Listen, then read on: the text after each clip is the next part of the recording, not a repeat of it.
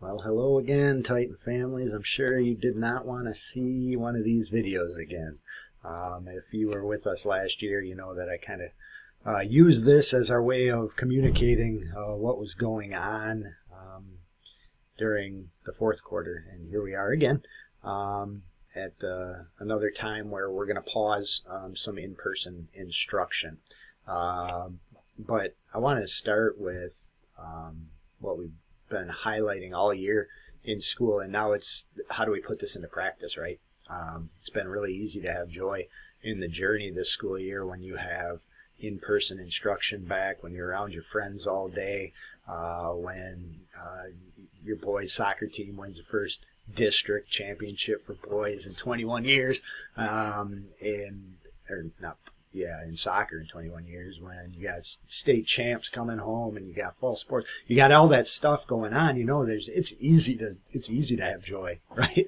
It's easy to say rejoice. Yeah, that's simple to do.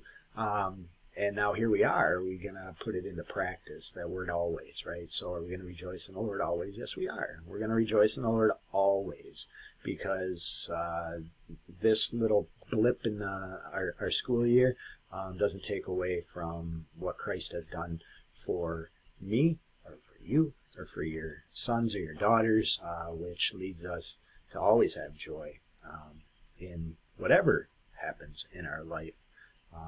So keep that in front of us as we go forward into these next 3 weeks. We will be reminding the students. I know the teachers will be reminding each other, and I'm going to need some reminders as well to continue to have pure joy in our journey through this. So I want to highlight what this is going to look like as we move forward now. It won't take too much of your time. We got that awesome practice day actually on Friday to see who needed some extra assistance. So we do know this. This was the order put out by the Michigan Department of Health and Human Services on Sunday evening, in which we worked on today to implement, is that there will be no in-person instruction in our building except for students with special needs, English language learners, and then also students who need internet connectivity or who have problems with their internet connecting. That's a big one. I want you to really consider that, that our building will be open to students who need internet for their classes. They can come in and maybe even sit in front of their teacher, or if that's a little awkward, if it's just the two of them in the room, then they can at least get on a Chromebook or on a computer and listen to classes that way, so that there is no difficulty in them connecting to their classes. We do know as well, as bummed as I know our boys were for their first practice today, and then our girls got a weekend, that we're going to pause extracurriculars and athletics as the mandate says, and that's effective immediately as well.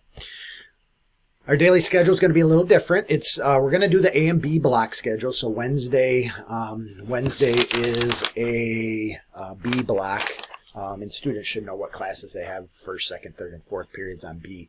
So they'll be over here on the Wednesday side of things. But you can see the times are a little bit different. There were some things that we didn't need during the school day, like the homeroom time and the separate lunches and things. So we had to make a little bit of an adjustment. You're going to say, boy, 90 minutes is a lot for an online class. And please note right from the start that there isn't probably a teacher here who's going to teach for that whole 90 minutes. They just, each of us, all of our teachers know that we've been doing this block schedule.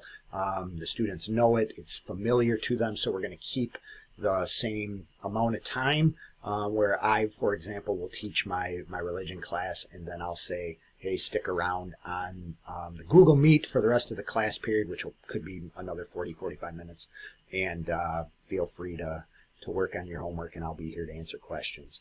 I know a lot of teachers are going to handle it that way, and just be available during that time. So you can also see a couple new things. Monday and Friday are also going to be late starts. Monday and Friday are late starts for a specific purpose, and this will start this Friday with drop-off. So teachers who give assignments physically to their students, and they're going to do that today and tomorrow, will expect, hopefully, and majority of people will probably be able to do this, is to drop those assignments off before school between 7:50 and 8:20. So Some things will not be assigned on Google Classroom. Some things are easier to do with paper and pencil. We do know that. And some of the teachers are going to continue to do that. Now, on Monday, what they're going to do is they're going to give them a week's worth of assignments to come and pick up on between 7:50 and 8:20. Could also be a study guide that during the class period that I'm teaching online, they have that study guide in front of them then, and they can fill that out, or a math page where the teacher wants that assignment on rather than uploading it to Google Classroom. We're going to ask to drop it off on Friday, pick it up on Monday, and that's why we're going to have some late starts on those 2 days. Wednesday's still going to be a late start so that faculty can get together and gather feedback and discuss how it's going and encourage one another in the work that they are doing. Tuesday and Thursday is more similar to what we're used to, 8 o'clock till 3 o'clock day. We will have chapel every single day, and the students know that that's in chapel homeroom. We'll expect that they will all show up for chapel to be encouraged by God's word, and the teachers here offering to them some thoughts to take away. And then it's always a good time to have everybody in the same place, so if there are any announcements going on, we can highlight those before they head off for the rest of the day. Okay, so also parents, if you're home and would like to do the chapel with your students and hear what is going on during those chapels, please feel free to sit by them and listen as well to chapel. Attendance and missing work. To be marked present for a class period, students must be online. They have to have a working camera, we've already told them that, and a microphone ready to be able to be heard by their teacher by the start of class. We're going to continue to do live classes throughout this whole thing, so we need to know that students are sitting there and that they're engaged in the class in order to be marked present. Parents, you must call or email the office if they need to be excused for some reason. They're not feeling up to being online or they have an appointment or something going on. Please let us know so we're not sitting there waiting and wondering why they're not online. Again, if something comes up with internet connectivity and you're able to drop students off here because there are issues at home, please let me know that in advance. I need to know the reason students are utilizing the building during this time frame. And then just a place where we can spread out while we're in the building. Missing work, marked 10% each day. It's late up to 30% total.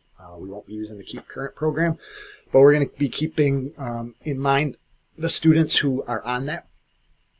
That's the missing work group, and if it becomes an issue, then we'll have students come into the building to complete the work at a time scheduled outside of the school day so that we can just sit down and say, here you go, here's everything you need to do. Get it done. We'll figure that out. Questions and thoughts through all of this, please contact me, contact your teacher, and pray. I got to say, too, that your sons and your daughters have been fantastic through this whole thing. That we've been able to do this now on Wednesday would be midterm of the second quarter. So we've made it through a full quarter and a half a quarter without any cases in our building.